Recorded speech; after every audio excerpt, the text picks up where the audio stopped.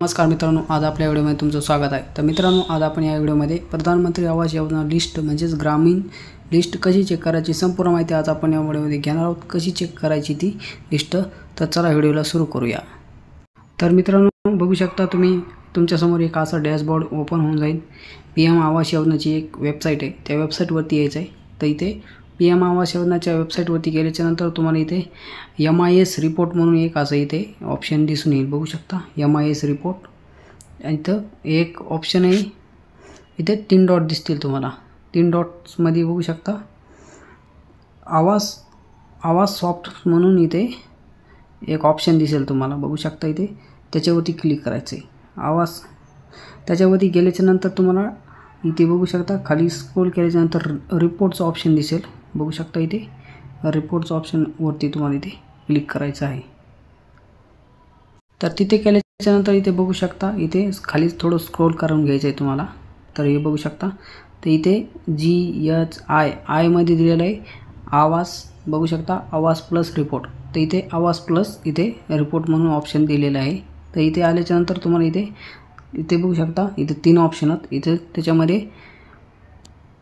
तर मित्रांनो, तुम्हाला इथे 3 नंबरच्या ऑप्शनला इथे क्लिक करायचं आहे। बघू शकता इथे 3 नंबरच्या ऑप्शनला क्लिक केलं तर इथे MIS रिपोर्ट म्हणून ऑप्शन येऊन जाईल। तर इथे MIS रिपोर्टमध्ये आल्याच्यानंतर तुम्हाला इथे तुमचं स्टेट सिलेक्ट करायचं आहे। जे पण स्टेट आहे ते इथे स्टेट सिलेक्ट करा।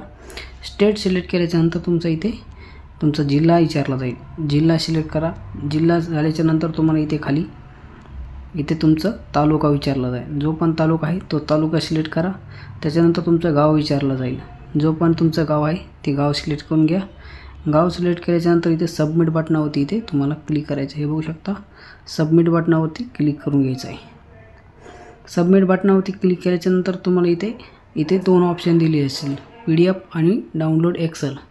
तर इथे तुम्हाला PDF फाईलमध्ये तुमचा ऑप्शनमध्ये इथे फाईल डाउनलोड करून घ्यायची आणि ते डाउनलोड केल्याच्यानंतर इथे तुमची फाईल इथे डाउनलोड होऊन जाईल आणि इथे तुमचं नाव आहे का नाही या फाईलमध्ये तर तुम्ही चेक करू शकता। तर इथे खाली आल्याच्यानंतर बघू शकता नाव दिलेलं असं serial number, district, block number, panchayat name, registration number आणि बेनिफिशरी नेम।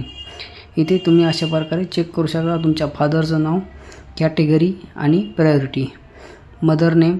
अशा प्रकारे तुम्ही तुमचं PM आवास योजनामध्ये तुमचं नाव आले आहे का नाही अशा प्रकारे तुम्ही घर बसल्या तुमच्या मोबाईलमध्ये चेक करू शकणार आहात। ग्रामीण विकास मंत्रालयाच्या रिपोर्टनुसार इथे गव्हर्नमेंट यादी इथे लागलेली आहे। अशा प्रकारे तुम्ही तुमचं नाव चेक करू शकणार आहात। तर धन्यवाद मित्रांनो, अशाच व्हिडिओसाठी आपल्या चॅनलला सबस्क्राईब करा। भेटूया पुढच्या व्हिडिओमध्ये।